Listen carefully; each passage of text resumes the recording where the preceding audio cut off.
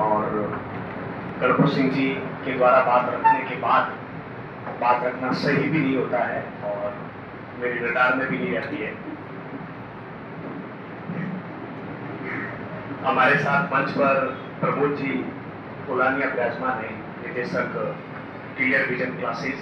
कि आप लोगों को इतनी सुंदर जो व्यवस्थाएं दे रहे हैं टेस्ट के लिए, हिस्ट्री पॉइंट के और सक्सेस पॉइंट के सारे टेस्ट आपके यहाँ पर आयोजित होते हैं। मैं चाहूंगा कि ताली बजाकर आपका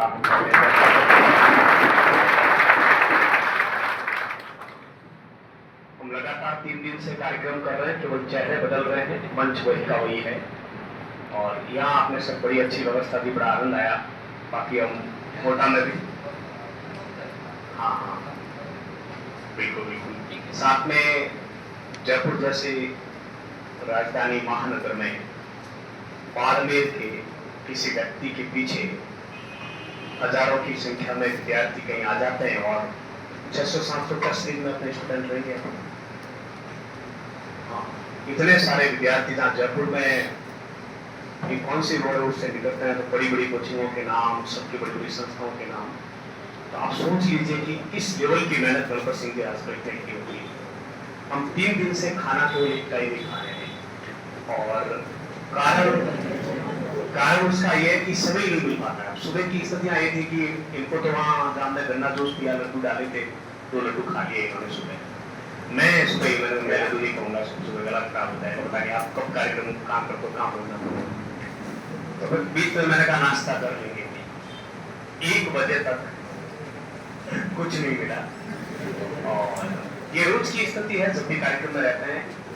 मैं आपको इसके माध्यम से जोड़ना चाह रहा हूँ, मैं जो बात बताना चाह रहा हूँ वो महत्वपूर्ण ये है।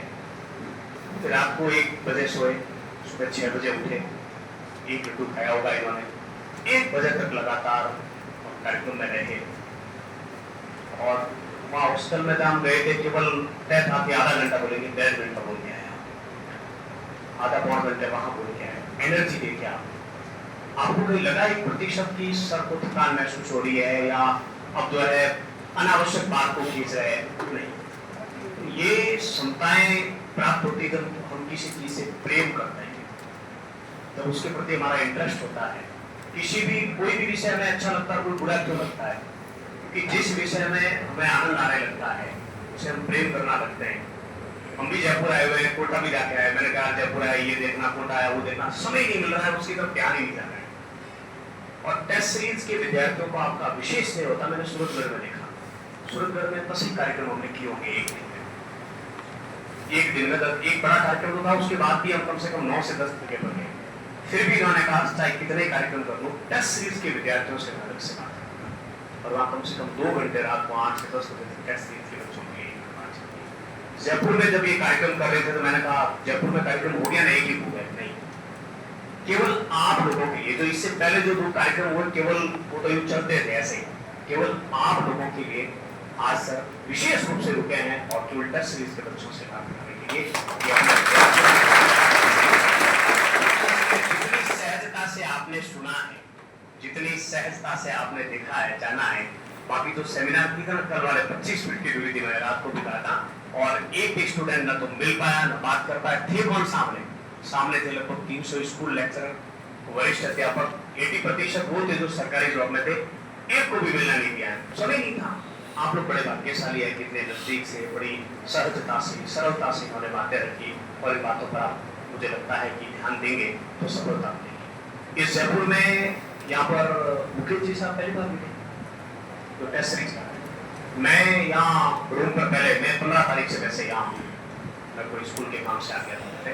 वैसे हम एक जगह पर रहे तो उन्होंने कहा कि आप मुकेश जी यहाँ, तो आप नहीं जानते हो, ये टेस्ट सीरीज चला रहे पूरे जो बच्चे सक्सेस पॉइंट हिस्ट्री पॉइंट की जो सैकड़ों विद्यार्थियों को जो मैनेज कर रहे हैं मुकेश जी कर रहे हैं, उनसे आप पहली बार मिले।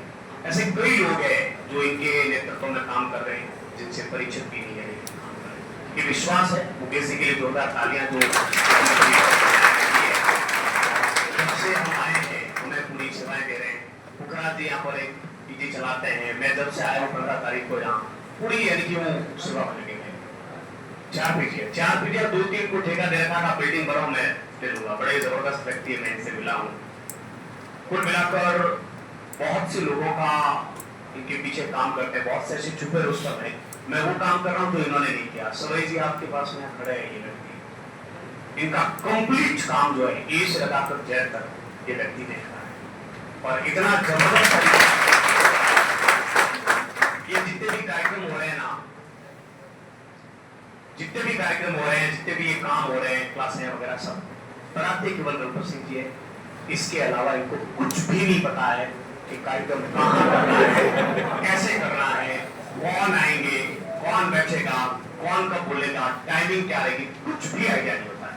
केवल उस कार्यक्रम से 15-20 मिनट पहले इनको बताते हैं कि ये मामला है, वो मामला है। कितनी शांति, कितना धैर्य विद्यार्थी में होना बहुत जरूरी है। वो धीरे धीरे से सीखे। हम लोग तो महीने भर पहले तैयारियां शुरू कर देते हैं, लेकिन इनको सिर्फ 2-4 दिन का लगता है। सब कुछ ये सवई जी देते हैं, कंप्लीट जनरेटर से लगाकर, लाइट से लगाकर, माइक से लगाकर, टेबल से लगाकर, बैनर से लगाकर, रजिस्ट्रेशन से लगाकर, एप्लीकेशन से लगाकर, टेस्ट पेपर से लगाकर, कौन आगे हैंडल करेगा वो सब अकेला आते हैं। तो गणपत जी 1 घंटा देते हैं, इसके पीछे जो 17 से 18 घंटे की जो मेहनत होती है वो पर्दे के पीछे रहने वाले व्यक्ति सवई जी की होती है। इनके लिए जोरदार समय थोड़ा हो रहा है, लेकिन आप लोगों को आश्चर्य होगा, सूरतगढ़ का हमने पहला ज्ञानोदय 1.0 किया था। 1.0 पहला कार्यक्रम था गणपत जी का बाड़मेर सभा, पहला कार्यक्रम। मुझे इन्होंने फोन तक नहीं किया कि आपको वहां आना है। सवई जी ने फोन किया कि सूरतगढ़ आना है, क्योंकि सूरतगढ़ क्या के सर ने बुलाया। ठीक है, मेरी क्लास है, मैं आपको बैठूंगा, सुबह पहुंचूंगा।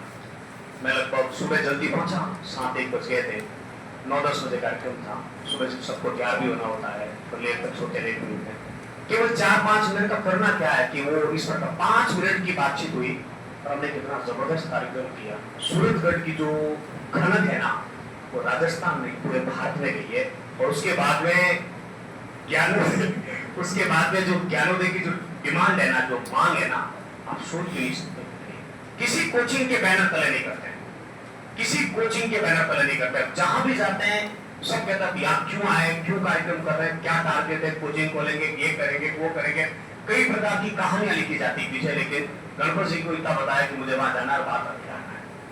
और सूरतगढ़ से आते समय हमने रात को 12-1 बजे एक गाना रिकॉर्ड किया था गाड़ी से, बनली वाला।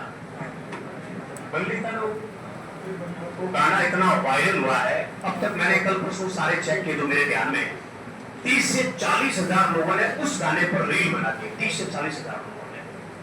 और जो गाना था यूट्यूब पर, उसको लाख लोगों ने देख रहा था, पता नहीं 10-15 लाख पे रहेगा। उसके जो कमेंट्स है 500 में से 450 गणपत जी के नाम से। बनली को अमर कर दिया आपने। तो आपका बड़ा सरल व्यक्तित्व है, बड़ा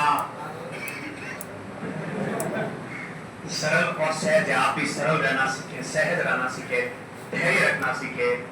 और जहां भी जाते हैं, ये हाउसफुल स्लोग लिखना अब हमारे आदत में हो गया। जहां भी जाएं, कोटा में गए, असिस्टेंट प्रोफेसर की वर्कशॉप दी इंटरव्यू के लिए। आप सोचिए 700 विद्यार्थी राजस्थान के 41 जिलों से हैं। किस लेवल के स्टूडेंट थे। हमारे जीवन का वो सबसे ऐतिहासिक कार्यक्रम था। जी श्रोता कौन थे? मैं डॉक्टर दिनेश जी गहलोत सर मेरे मार्गदर्शक है।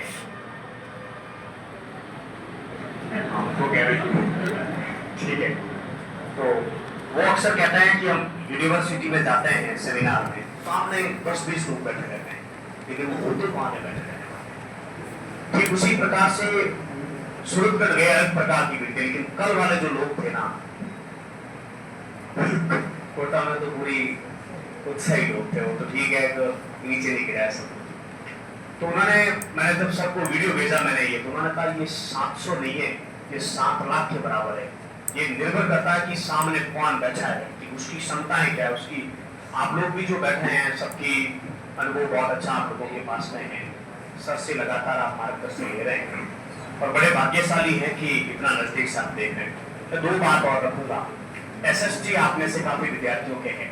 मैं पॉलिटिकल साइंस पढ़ा रहा हूँ। पॉलिटिकल साइंस के पिछले 6-7 वर्षों से जो प्रश्न आ रहे हैं, चाहे आप नीट में देखें, चाहे आप सेकेंड ग्रेड में देखें, फर्स्ट ग्रेड में देखें, कॉलेज लेक्चर में देखें, प्रश्नों की प्रकृति पूरी बदल चुकी है। यदि आप राजनीति विज्ञान को ठीक से तैयार करते हैं तो आप आगे बढ़ जाएंगे। सामान्य प्रश्न आते हैं वो सब सही करके आते हैं, कम से कम जो पढ़ते हैं वो तो सही करके आते हैं, वो प्रश्न खत्म हो जाता है, जीरो हो जाता है, उसकी कोई वैल्यू नहीं रहती। राजस्थान भी उसका माना जाता प्रश्न आगे वो जीरो, उसका कोई औचित्य नहीं। प्रश्न 15-20 जो महत्वपूर्ण होते हैं, जो टफ होते हैं, उनमें से कितने करके आते हैं उसके ऊपर निर्भर रहता है। मैं आपको बड़ी महत्वपूर्ण बात बता रहा हूँ कि आपके अधिनियम में उनकी धाराएं पूछ रहे हैं। अधिनियम 1935 और 1919 के लगातार पूछ रहे हैं। कॉन्स्टिट्यूशन के आर्टिकल भू लैंग्वेज आ रही है, केवल राष्ट्रपति की जगह राज्यपाल लिख देते हैं, राज्यपाल की जगह राष्ट्रपति लिख देते हैं, कथन को गलत कर देते हैं। आर्टिकल के भीतर आर्टिकल पूछे जाने लगे। पहले हम पंचायत राज पढ़ते थे, आर्टिकल 243 को याद रखते थे, अब तो 243 में ए है, बी है, सी है, डी है, इस प्रकार के प्रश्न लगातार इनमें पूछे जा रहे हैं। तो समितियां पूछी जा रही है, विधानसभा की समितियां, उनके अध्यक्ष पूछे जा रहे हैं, क्रम के प्रश्न पूछे जा रहे हैं, तथ्य पूछे जा रहे हैं। तो बहुत ढंग से इन चीजों को पढ़ने की आवश्यकता है। आप राजनीति विज्ञान पे थोड़ा ध्यान दें, कॉन्स्टिट्यूशन के बैरक्स को पढ़ें। आपने दिमाग से 3-4 प्रश्नों की यदि लीड ले लेना तो आप बहुत आगे बढ़ चले जाएंगे। तो सवाई जी मुझे बता रहे हैं कि कम से कम 45 मिनट से अगले बैच के विद्यार्थी इंतजार कर रहे हैं। मैं तो आपको यही कहूंगा कि आप एक संकल्प लेकर जाए कि ठोकरें खाता हूं पर शान से चलता हूं। ठोकरें, क्योंकि आप दूर दूर से आते हैं, कई दिक्कतें, हम सबके जीवन में बहुत सी समस्याएं रहती है। ठोकरें खाता हूं पर शान से चलता हूं, मैं खुले आसमान के नीचे सीना तान के चलता हूँ। मुश्किलें तो साथ है जिंदगी में, आने दो, उठूंगा, गिरूंगा, फिर उठूंगा, पर आखिर में जीतूंगा मैं, ये ठान के चलता हूँ, पर आखिर में जीतूंगा मैं, ये ठान के चलता हूँ।